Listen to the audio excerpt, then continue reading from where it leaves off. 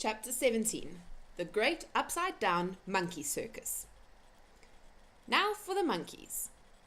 The 4 monkeys in the cage in the garden were all one family. They were Mugglewump and his wife and their 2 small children.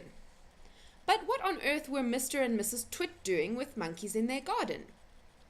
Well, in the old days, they had both worked in a circus as monkey trainers.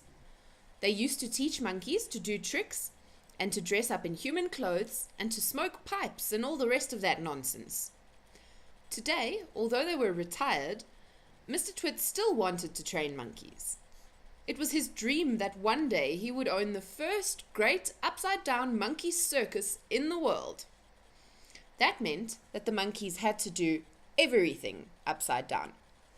They had to dance upside down, on their hands with their feet in the air. They had to play football upside down. They had to balance one on top of the other upside down, with Mugglewump at the bottom and the smallest baby monkey at the very top. They even had to eat and drink upside down, and that is not an easy thing to do, because the food and water has to go up your throat instead of down it. In fact, it is almost impossible, but the monkeys simply had to do it, otherwise they got nothing.